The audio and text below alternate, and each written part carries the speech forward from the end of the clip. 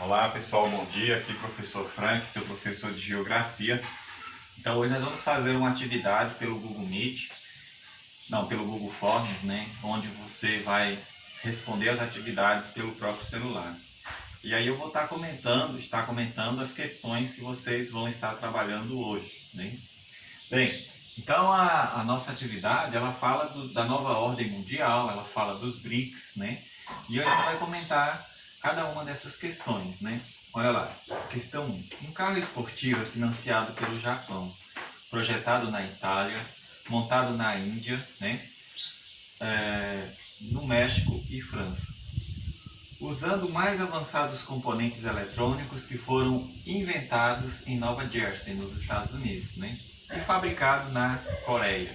Então você viu que um carro ele é projetado em um lugar, utiliza componentes de outro e é fabricado em outro ambiente, A campanha publicitária é desenvolvida na Inglaterra. Então é lá na Inglaterra que faz a propaganda desse carro, filmada no Canadá, e a edição e as cópias feitas em Nova York para serem veiculadas em todo o mundo. Então você viu que para produzir um carro foi necessário desenvolver campanhas, componentes, produtos em diversas partes do mundo, E aí você verifica o seguinte: teias globais disfarçam-se como uniformes nacionais que eles foram mais convenientes, Então, dentro dessas alternativas, pressupõe-se o quê? Que ocorre uma organização em rede. Então, esse modelo de produção onde você tem o carro produzido em diversas partes do globo é chamado de produção em rede, onde as fábricas vão utilizar o que for mais conveniente e o que for mais barato para elas. Agora vamos para a questão de número 2.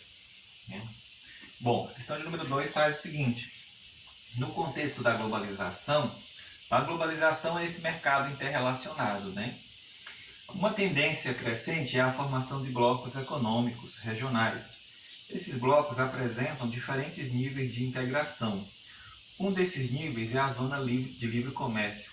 Por que essa zona de livre comércio se caracteriza, Então ela caracteriza pela livre circulação de mercadorias. Então o livre comércio vai fazer com que aqueles países integrantes tenham a possibilidade de livre circulação de mercadorias entre os países deste bloco, Então vamos lá para a questão 3.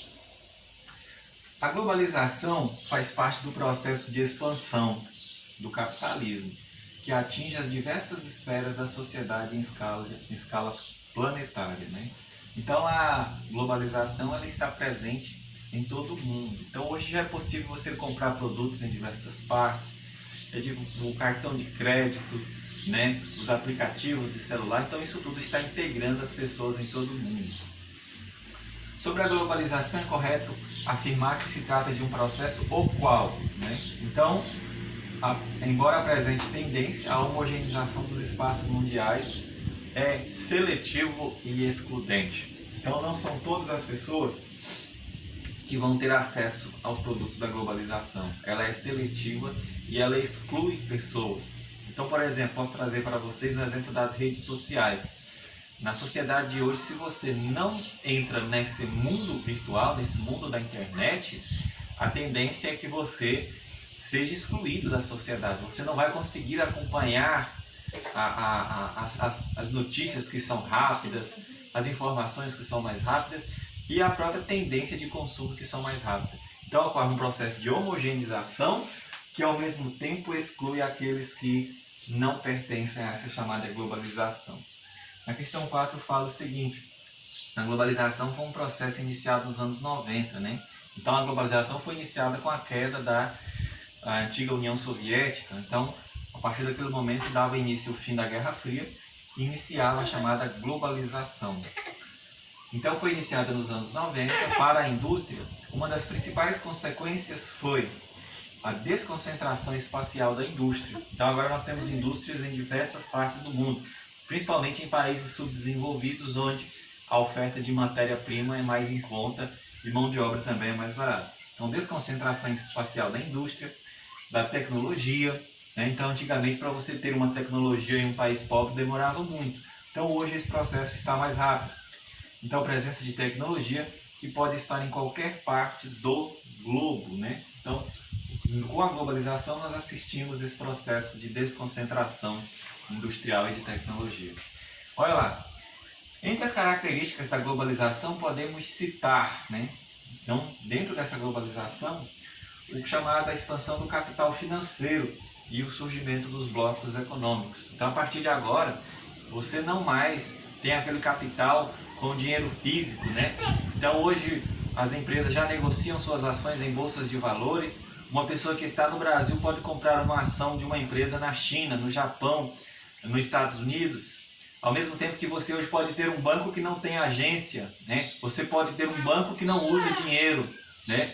Então é o dinheiro virtual. Então isso já é uma tendência no mundo, né? Além desse capital financeiro, os blocos econômicos que têm como tendência fortalecer o desenvolvimento de suas economias locais, né? E reduzir a dependência com os Estados Unidos. A questão 6 fala o seguinte: o avanço tecnológico ocorrido durante a globalização, é correto afirmar, né? Aumenta-se o fluxo de informação, fluxo de capitais, que estão em crescente aumento, obedecendo uma nova tendência tecnológica, né? Então ocorre um grande fluxo de informação. Então na era globalizada você não se prende mais aos estados nacionais. As fronteiras são rompidas e as negociações são desenvolvidas em todo o mundo, né? A 7 fala o seguinte: a globalização é um processo econômico e social que se aproxima das nações de todo o mundo, né? E aí, dentro desse processo cultural, o que é correto afirmar, né? Então, ocorre uma popularização do inglês em todos os âmbitos mundiais. Então, o inglês passa a ser o principal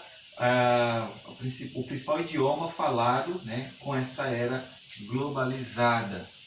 Na questão 9 fala o seguinte: trata-se de um país que faz parte do chamado BRICS e que sofreu profunda crise ao longo dos anos 90, superando suas dificuldades econômicas a partir da exportação de combustíveis fósseis, sobretudo de petróleo, e apesar de não ser uma nação desenvolvida, é muito respeitada pelo seu poderio bélico.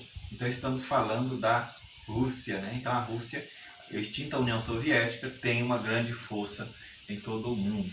A questão 9 fala sobre, né, os líderes dos países que integram o BRICS, Brasil, Rússia, China, Índia e África do Sul, encerraram o terceiro encontro em um comunicado que pedem conjunta explicação pela primeira vez, né, mudanças no Conselho de Segurança da ONU, e o texto pede reformas na ONU para aumentar a representatividade nas instituições, além de alteração no Fundo Monetário Internacional e no Banco Mundial.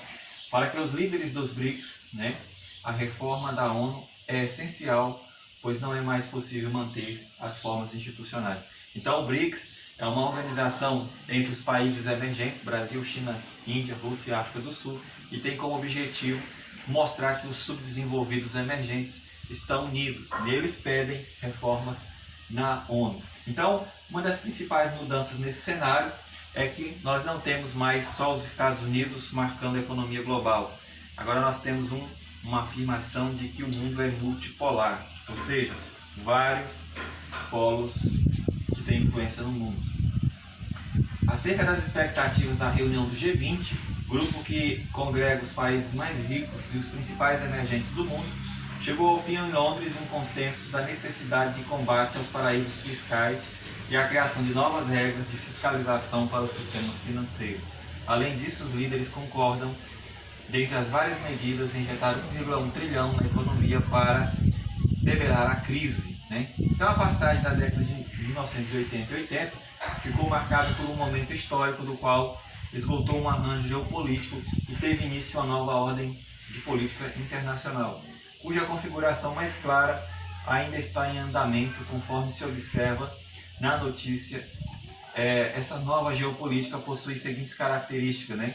O aumento de polos de poder mundial. Então, com o chamado G20, observa que não é só os Estados Unidos que estão no comando do mundo, mas vários países integram esse chamado G20, né?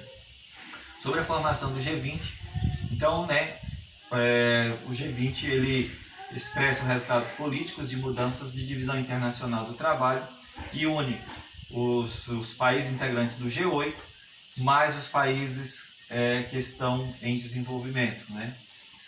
Aí a questão 12 ela fala sobre o G20, né? Então o G20 reúne os países do G7, né? E reúne outras importantes economias do mundo subdesenvolvido, além da União Europeia. Então apresenta características econômicas promissoras para as próximas décadas. Então o G20 são os 20 integrantes do mundo que têm as melhores economias para as próximas décadas. Sobre o BRICS, né, apresenta a liderança de 5 países emergentes no globo: Brasil, China, Índia, Rússia e África do Sul. Né? Então, 5 países que têm as melhores economias. Na questão 14, pergunta quando iniciou a nova ordem mundial. Então, a nova ordem mundial inicia com o fim da Guerra Fria. Na questão 15, ela pergunta o seguinte, né? Com a nova ordem mundial, o que se pode caracterizar nesses polos de poder? Então, pode se caracterizar um ambiente de multipolaridade, onde vários países têm voz, têm poder na geopolítica mundial. Então, na 16, pergunta sobre a relação da globalização, né? Então, essa nova ordem mundial, a globalização, o neoliberalismo, pode-se afirmar o quê? Né? Então, que ocorreram avanços tecnológicos da internet, da telecomunicação, e as fronteiras dos estados foram elas todas vencidas. Né? A questão 17 fala, né, sobre, ao final do século XX, a economia globalizada apresenta como características principais. Né? Então, o liberalismo econômico, os países já não estão mais sozinhos, eles agora se relacionam com diversos países de forma econômica, né? E as atividades financeiras já não sofrem mais ações do Estado, né? Os Estados estão livres para desenvolver as atividades econômicas, né? Com relação à nova ordem mundial e ponto de ordem geopolítica, qual a melhor classificação da China? Então, a China é um país subdesenvolvido, industrializado e é o novo polo de poder mundial. Forte abraço a vocês, espero que vocês tenham entendido a explicação. Valeu!